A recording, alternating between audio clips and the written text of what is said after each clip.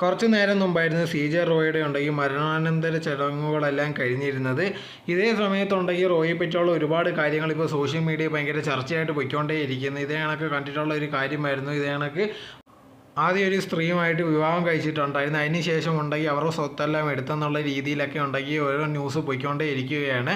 അതേ സമയത്തുണ്ടെങ്കിൽ ഈ മരണത്തിനെക്കുറിച്ച് ഒരുപാട് ഡൗട്ടുകളും കാര്യങ്ങളും ഇപ്പോഴും ഉണ്ടായിക്കൊണ്ടേ ഇരിക്കുകയാണ്. ഇതേ കണക്കുണ്ടെങ്കിൽ ഈ വെടി വെച്ചതിന് ശേഷം ഉണ്ടെങ്കിൽ അടുത്ത് തന്നെ ഒരു ഹോസ്പിറ്റൽ ഉണ്ടായിട്ട് എന്തുകൊണ്ടാണ് വേറൊരു 8 കിലോമീറ്റർ ദൂരമുള്ള ഒരു ഹോസ്പിറ്റലിലേക്ക് കൊണ്ടുപോയെന്നും അതോടെ തന്നെ ഉണ്ടെങ്കിൽ അവർ പറഞ്ഞൊരു കാര്യം എന്ന് പറഞ്ഞാൽ വെടിവെച്ച് കേട്ടതിന് ശേഷമാണ് ഇതേ ആൾക്കാർ ഓടി വന്നതെന്നൊക്കെ ഉള്ള രീതിയിലാണ് പറയുന്നത്. പക്ഷേ ഇതേ കണക്ക് വെടിവെച്ച് തോക്കിലുണ്ടെങ്കിൽ സൈലൻസർ ഉണ്ടായിരുന്നു. പിന്നെ എങ്ങനെയാണ് സൗണ്ട് കേട്ടതെന്നുള്ള രീതിയിലുള്ള ചിന്തയും അതോടെ തന്നെ കാര്യങ്ങളും ഒരുപാട് പേര് പറയുന്നുണ്ട്. എന്തായിരുന്നാലും ഇതിൽ കുറേ ദുരൂഹതകൾ ഇപ്പോഴും നിറഞ്ഞു പോകുന്നുണ്ട്. എന്തായിരുന്നാലും ശരി, ഇതിന് വേണ്ടി ഒരു കേസ് തന്നെ വേണം. ഇത് എന്തുവാണ് സംഭവിച്ചത്, എങ്ങനെയാണെന്നുള്ള എല്ലാ ഡീറ്റെയിൽസും വേണം.